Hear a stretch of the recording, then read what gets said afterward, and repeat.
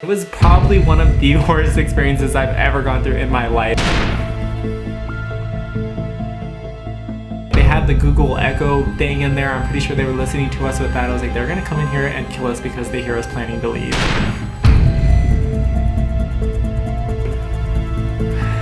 I'm like, I cannot do, like, guys, I literally have chills telling this story.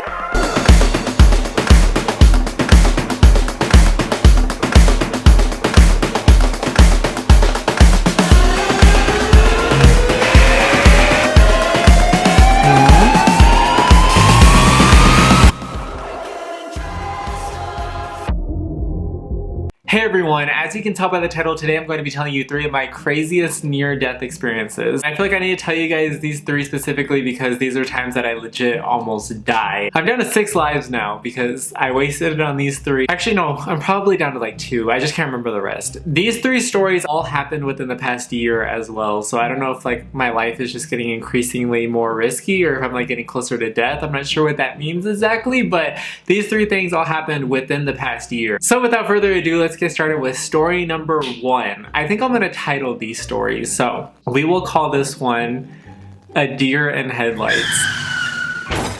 Out of all 3 stories I'm gonna tell, I think this one is kind of the least likely of death, but I still could have died. Okay, and most importantly, if someone was in the passenger seat of my car, they definitely would have died. Well, I don't know about definitely, but it's a possibility. Okay, I mean, like, it doesn't happen every day. Okay, whatever. I'm just gonna get into the stories. Okay, this was June 2019, maybe like June 20th, somewhere around that area, and I had just gotten off of work and I was driving home as I did every single night. For over a year, I had been driving home after work. Yeah, like literally a year of just the same routine of me just driving home from work. Like literally I would get off, then I would go down the highway, turn down the street to my apartment, same route every single day. There was nothing different about this experience other than what happened. It was about like 7:40-ish. It was like sunset time, you know, like it looked nice outside, still visible. Once you exit the highway, you get off onto this street and it leads to my apartment. It's a pretty long street. It's like a 7-minute stretch of just that street. So I had gotten off of the highway to get onto this street and I was listening to Paradise City by Guns N' Roses. I remember specifically because I was like, oh, I love this song. I was just driving, just like vibing out, just chilling. I'm kind of like go into autopilot mode because I do that same drive every single day. And then out of nowhere, literally, just imagine someone's normal day of just driving and then that quickly there was a deer in my car. I cannot express to you, I can't over exaggerate how much I wasn't distracted. I wasn't on my phone, I wasn't messing with the radio, like the song was already on something that I liked, like I was just looking at the road and then deer in my car. Okay, I'll explain what happened from my perspective before I explain what actually happened. So, I'm driving, and then I hear like just a loud bang, and I'm just like, what? Like, what happened? So I let my foot off the gas, and I just kind of like slowly slow down. Like I don't put my foot on the brake, I just like drop. I was going 45. I was only going 45 miles per hour also. I just like took my foot off the gas. I was just like, what is going on? I need to assess the situation real quick.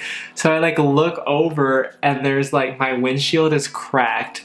There's a hole in my windshield and the rest of it's cracked. And then I look over in the passenger seat and there is a deer thigh and leg on my passenger floor area, and then my backpack was on my passenger seat, and on top of my backpack, you couldn't even see the backpack anymore because on top of it was guts.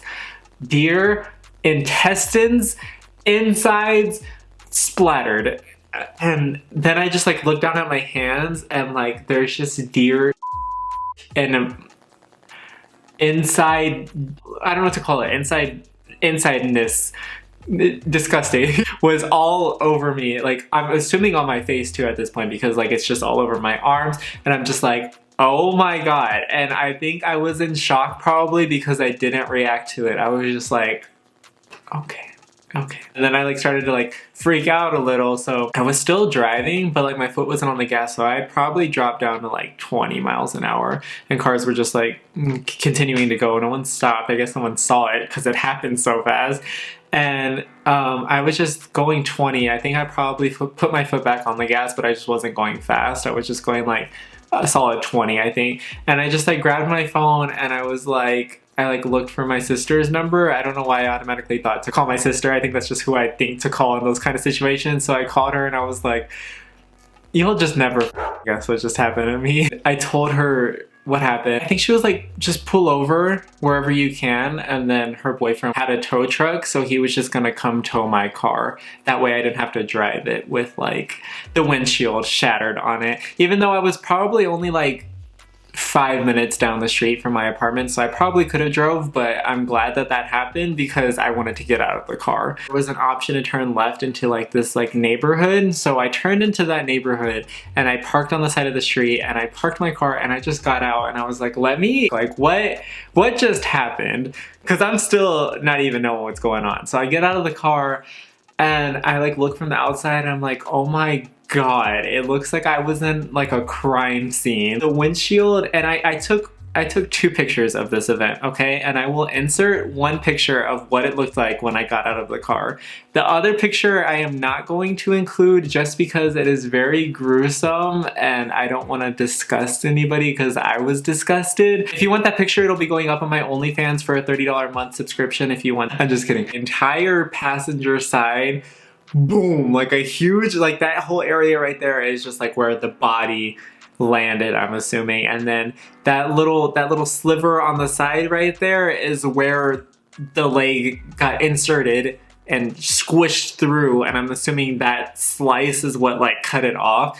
But okay, so when I got out of the car, this is when I like pieced together what happened. There was a dent on my hood, which you can't see in that picture, but basically, the deer ran across my car as I was driving. It like ran across the road and like I'm driving and out of like literally nowhere because it was running so fast I didn't even see it out of my peripheral vision. It'd come and then boom, it was there. And it was so fast that it got in front of my car, like most of its body, but the second half of its body where its 2 hind legs are at, it got hit over the hood. And I'm assuming like, okay, like my car's like this, it went like that and then it like flew on top of the hood and the rest of its body just like flew off to the side, but its leg got caught into my windshield and its leg along with its intestines flew into my car, and it happened like that. Like that's how instantly it happened. And I never even like went back to see the body, so I'm not even sure what the rest of it, I'm assuming the rest of it didn't survive because I don't think you can without your intestines. The reason why I'm calling this a near-death experience is because this could have easily, if the deer had been like 1 foot backward, like the entire thing could have went into my car and it would have like hit me in the face. I don't know if that would have killed me. I don't know if the deer had antlers. I don't know if deers don't have antlers, do they? But they're like the force of something like that hitting you into the face. I like if just its leg cracked that part of my windshield, imagine the entire body coming at me. I feel like that would have killed me. Also, this day in particular, I took my laptop to work because my Wi-Fi wasn't working at home and I had to upload the video where I bleached my hair for the first time last year. So I had to upload that video at work. So I took my laptop with me to work, okay? My nice expensive ass MacBook I put in my backpack and I put that on my passenger seat. And so it was in my backpack with the guts on top of it. I will actually show you guys the second picture, but I'm blurring out all of it.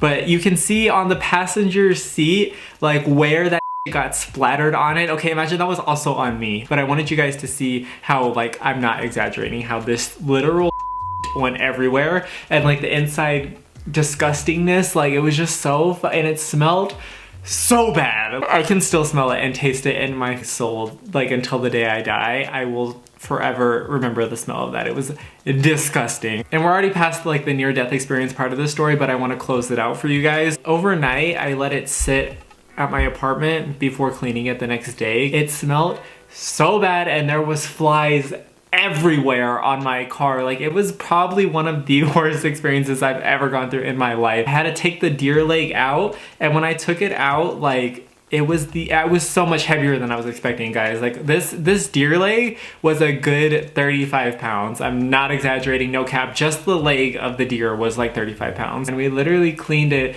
for like a solid 12 hours straight, and it still was bare minimum cleanness. And we left the windows down like for the next 2 days. It just didn't help. And like for the next week, I just didn't drive my car and I left the windows down, and it just smelled so bad. Okay, so this event happened at the ending of June. We moved up here the ending of July, the beginning of August, and when we moved up here, I left my car at my grandparents because they own a huge farm, and so I left my car in their barn with the windows down just so it could air out until we went back in November. It had 4 months to just air out, and when I picked it up, it finally didn't smell anymore, and I still drive it now. So it's all fine now. And if you guys can avoid hitting a deer at all costs, I recommend that you avoid them. But like I said, it came out of like literally nowhere, so there's nothing I could have done. R.I.P. deer, even though he committed suicide, I did not kill it, okay? He wanted to die because he jumped in front of my car like that. Story number 2, we're gonna call Human Trafficking Drug House. That's what we're gonna call it. So this story actually happened about 2 weeks ago. This is a very recent experience, and this is why I wanted to make this video, because of this story right here. I was like, all right, guys, I think I've been in too many situations where I've almost died, but this situation, like literally, I almost died. I think I've told this story about like 5 times in the past few weeks, and I also told it on my Snapchat story. If you have me on there, you've got a brief summary of it, but I'm gonna go into real details right here.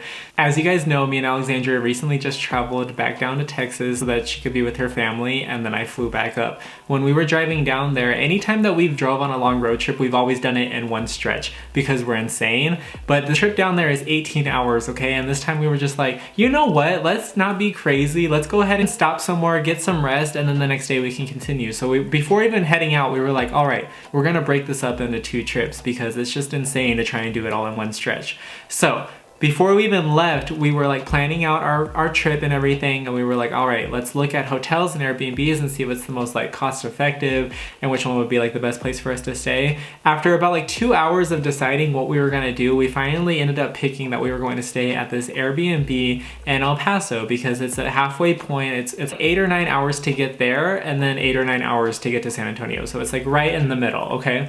And we ended up going with this Airbnb just because it was a little bit more cheaper than a hotel, and also we kind of like staying in Airbnbs just because they're like more like homey, and it's just like a different experience. We ended up going with this Airbnb that was in El Paso, which we're dumb as for and won't be doing again. We drove for the entire day, and then we finally get there at about 10 p.m. okay? So we pull up. The house is like right off of the access road of the highway, okay? Like right off of it. So there's nowhere to park in the front because it's literally the access road for the highway. So you have to go around to the back of the house, which is in this alley, which looks like very similar to like just like a dirt road in Mexico. Like it just was not paved, it was literal dirt. And you drove to the back of it, and then there is this like gate, you know, that like is put together with a chain around it, and then behind the gate is a backyard like dirt and then the house. So you're supposed to park your car in the dirt backyard area. He gave you a combination that has this box, and once you unlock the box, it has a key in it so that way you can unlock the gate. So we were trying to unlock the box with the code that he gave us, but it wasn't working, or we're dumb and couldn't figure out how to do it, and it was like super dark outside and like sketch because we don't know where we are. So I like had my flashlight on, and we finally got it open, and then we unlocked the gate and we got that open. Once we got it open, we were like, all right, let's go get some dinner real quick, that way we don't have to keep doing this. So we went to go get food, and then we came back, and when we came back we were like, all right, we should park. He said to park the car in the backyard area, so we backed the car in, and then we shut the gate behind us and then put the chain on it and locked it. And we were like, well damn, that's a little sketchy, because now like our car is locked inside, and if we needed to get out for some reason, you know, we probably couldn't because there's a huge chain on the gate, and then it was like a big gate, you know, so like like we're kind of stuck in here. And I was like, well, there's still the front door option, so like we could run out there if something happened, because we're a little paranoid too, which I guess was probably a good thing in this situation, because when we walked up to the house, and I wish I would have taken more videos and pictures, but honestly guys, I was so frightened in this experience that I didn't even think to like record any of it. When we walked up to the house, Alexandria took this video, and it's like literally like when you walk up to the back of the house, there is this like basement dungeon, I don't know what the fuck to call it, but you go like you like look, and like all you can see is just blackness, like stairs and then blackness, and you don't know what that leads to. You don't know how far that goes. You don't know what's going on down there. And we like, I didn't want to explore it because I'm not dumb. Like that's what dumb people do in horror movies. So who knows where that goes to, how far that leads to. We went into the house, and then we brought our stuff in that we had brought with us, and then ate food. We like ate our dinner, and then we were just like kind of chilling, and then we just were looking around a little bit, and we were like, this place is kind of sketchy when you think about it, because like there was just like little things. Like on the ground there was like wooden flooring, right? And there was this section that I took a picture of, and it has like, you can clearly see there's an outline of on the wooden flooring. When you would step on it, the entire like section of it would move. And I'm like, you can lift that up and probably go to the little basement area that's underneath us. Like it was creepy as. And then they had like a, I'm actually just gonna show you guys right now because I don't know how to describe it. You see that? That's what I'm talking about. They had one of those on the floor though. I don't know why like the AC needed to be on the floor. I mean, I guess like, I don't know. It was an older house, so I guess it makes, I don't know. But they had that on the floor, but like it like wobbled. So like that can easily be lifted up and be another passageway. Like there was way too many passageways in this house for me to like be comfortable at all. We were kind of just like, okay, I mean, it is weird, but we like decided like, all right, we should just probably sleep because we're tired and we have to drive a lot tomorrow. So what we did is we just moved the couch that they had in the living room over the vent on the floor, and then over that area that I said that had like the wooden flooring. And we were kind of just okay with that because like you can't get into it now if there's something on top of it. So we were just like, all right, well, let's just take a shower and go to sleep. So when I got out of the shower, I like looked on the ground, and like along the wall there was like a thing in the wall to open, and I guess it was like for like the AC or something, but Alexandria shined her light in and you could like literally see down. And like when I saw that you could see like into that basement area, I was just like, all right, we need to get the out of here. And that's when my sister had texted me asking if we were still driving, and I was like, no, we stayed in an Airbnb. And she was like, y'all need to get the out of there. And that's when she reminded me how close we were to Mexico. I didn't realize how close we were. Like where the Airbnb was, there was the Airbnb, the highway, the Rio Grande, and then Mexico. Like it was like literally within a 5-mile radius. Insanely close and terrifying. And we just kind of like looked through the rest of the place, and there was just like other like openings. There was way too many doors in the walls and like just like random things like that we were just like completely sketched out about. And also probably unrelated, but like Alexandria like went into insanely investigative mode and took a picture off of the wall, and there was like ketchup splatter on the back, which was just like a really eerie thing. Like why is there ketchup, and like could that possibly be blood, even though like I'm pretty sure it was ketchup, but like why is there ketchup on the back of a picture? Like it was just weird. It was scary. There was a whole bunch of negative energy there, and we were like, we need to get out of this place. We like contemplated for a while. We were like, no, we just wasted money on this. And I was like, bitch, I'll waste money on it, that's all fine. They had the Google Echo thing in there. I'm pretty sure they were listening to us with that. I was like, they're gonna come in here and kill us because they hear us planning to leave. And so we packed up all of our and we like had to get in the car, and we were like if someone tries to attack us while we're out there, we have to unlock the gate. So we took their kitchen knives as our weapon, and we like held it up as we were trying to like unlock it. It was an intense high risk situation, and we finally unlocked the gate, and I was like, well, I don't want to steal his knives, I feel bad. And so we threw it over the fence, so that way like if he was a normal guy, sorry, your place just scared the out of us. And yeah.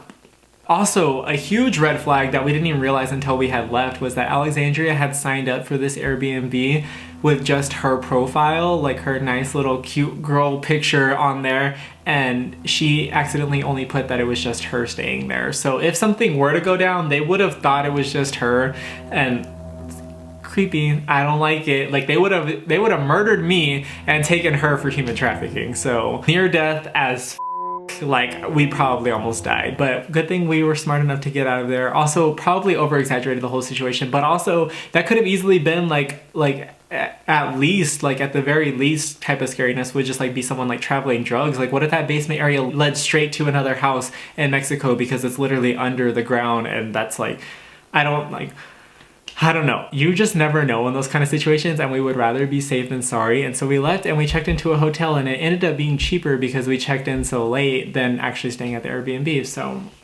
this last story we are just going to title Vulture Mine Road, because anytime me and Alexandria mention that to each other, we like get like shivers down our spines. Like it is like, it's not okay. It was about like 5 months ago. We're driving back from Thanksgiving break, and we had just got in my car because we had left it down there because of the deer incident. So we had got in my car and we were driving it up, and when we were driving up, everything was fine, except this was one of the times that we decided to drive the entire way through, the entire 18 hours. And so we were pretty tired. It was 2:30 in the morning. I remember specifically because when we would drive, like usually for a lot of the periods that we would drive, it would be like, okay, for 200 miles, continue on this road. And so we're like, okay, well, no need to have the GPS on because it's like draining our phone battery. So we usually turn it off because it's like 200 miles in the same direction. And I was driving and Alexandria was in the passenger seat, and we just hadn't checked for a while to see like how much further we needed to continue going before we had to turn a different way or whatever. And we like kind of just like don't really pay attention to the signs that much because it's just like it's on the same road the entire way. But somehow or another I ended up going kind of the wrong way, I guess you could say. And so Alexandria pulled up the directions finally just to like see, like to gauge where we needed to go, and it like turned out that we went probably like maybe like 15 or 20 miles like off track. So to go back to the highway, we could either turn around or we can take a nice little shortcut down this lovely, beautiful scenic route named Vulture Mine Road. And I literally have chills on my spine telling the story, and I'm so happy it's not nighttime right now because I am scared telling this story. And it's not even like, it's probably not gonna seem as scary as it literally was, but I just want you to close your eyes as you listen to the story. That way you can like literally envision what happened to us, because it's just, you won't understand unless you were there, but I'm gonna try and captivate it through my storytelling skills. So it's like out of a movie. Like we turned down this road that connects one interstate to another, but literally like on our phones, like we also had terrible service because we were kind of in the middle of nowhere. And so it didn't really tell us, like Alexandria like looked at it and she thought that it was just gonna be like maybe like 1 mile connecting it. Once we got down it, there was no one with us, of course, because it's now 3 in the morning on the dot, nice devil witching hour, and we were driving down it and there was no one with us, and there was also no street lights, there was no signage, there was just my little headlights of my car, which kind of suck, by the way. I had turned my brights on, weren't any better. So I had my bright lights on, we were just driving, and for about 5 minutes it was just like, okay, this is a little creepy, but at least the highway's just like right there, right? Because it's just supposed to be like just a few minutes down this road. And then it got to be like 15 minutes, and then it was like 20 minutes, and then like 25 minutes of driving down into further blackness, and just around us was just like engrossing woods. And I literally have chills thinking about it. I'm probably gonna have to insert a clip so that way you guys can like know what I'm talking about. It was just like the darkest darkness that you could think. Like it was literally the bottom of the ocean on land, which is scary to me because the ocean is like literally my biggest fear, and this was like as close as you could get to it on land because there was not a human in sight. I hope not, because if there was, then I'd be super creeped out. But it's also like factors that could play into it, like what if my car like ran out of gas right now? What if I like popped a tire? Like we would be stuck out here with no cell phone service because we lost cell phone service into 5 minutes of driving down this road. So we couldn't turn around either because we didn't know how much like closer we were to getting out. So we just kept going straight, hoping that it would just like be the end of it. And like, you know, there's like there could be like, we were like close to the border here too, so there could have been like human traffickers out here. Like there could, like it was just us. And so it was just very scary of like feeling of being alone. And we just kept driving through it and we were just like freaking out. And then out of nowhere, like there would just be like random creepy like huge eagle, I'm gonna assume it was an eagle, I've never seen a bird this big in my life, like flew towards the windshield, and I thought it was gonna crash into the car because I still had deer PTSD going on, and it like flew towards the windshield and I was like, what the f? And then it flew out of the way, so thank God. But that could have been LaChusa too, like there was a lot of scary going on out there. The lights on my car only stretched like a few feet in front of us, so you couldn't really tell what was gonna happen next. And like sometimes a curve would appear out of nowhere, so you could also, the speed limit on this like 30 miles an hour because you couldn't see that far in front of you and the road kept changing. Like, so I couldn't go fastly through this even if I wanted to, and so curves would appear and I would have to like slow down for that. And like on one of the curves there was an RV parked and like it looked like no one had been there in a while, and I'm like, what if these people died here? Like it was just a very, very scary situation. And then another bird flew at the car, and Alexandria like had her face covered the entire time because it was scary looking out there, and I had to look at all the blackness, and like birds were flying at it. It was just, I cannot describe to you how scary it was, guys. And then the peak climax of me wanting to throw up out of anxiousness is when, like I mentioned, you couldn't really see that far of the road in front of you, and then out of nowhere the road just ended, guys. The road, I'm like, I cannot, like, guys, I literally have chills telling this story. The road ended and me and Alexandria died. Like literally, my soul left my body and I was like, goodbye. Me and Alexandria died this night because the road ended. And when I mean ended, like the pavement was done and we dipped down into a pit, like a drop down into this dirt pit, and we were like, well, this is where we die. This is it. This is where they trap their victims and come and kill them. And I didn't take my foot off of the gas because I was like, no, we're not gonna get stuck here. Like, I'm not just gonna like sit here. So we drove off, dipped into it, and then drove through a pit for like a good 20 seconds and then came back up onto the pavement. And I'm like, what the was that there for? Why did no one finish the road? Like, it's just so scary thinking like, what if when we dipped down, like what if one, that was like the legit end of the road, like we wouldn't even be able to like reverse and get out of there. We would have been stuck there. And then two, like what if my tire would have popped like landing down like that? Like it was just very scary. And if we would have been stuck there, I would have just died. I would have had a panic attack and just died. We got out of that and we just kept driving, and like our anxiety was at a top peak at this point because like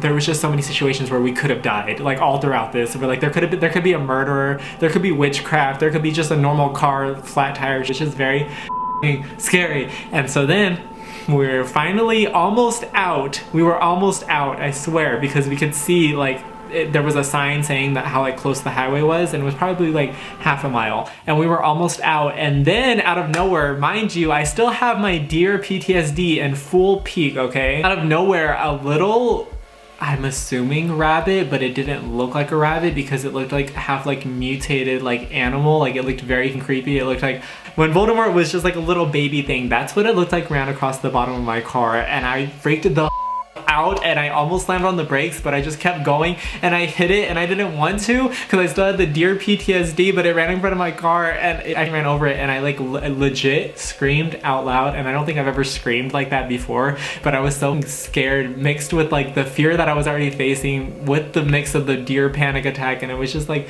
it was all way too much for me to handle. And this situation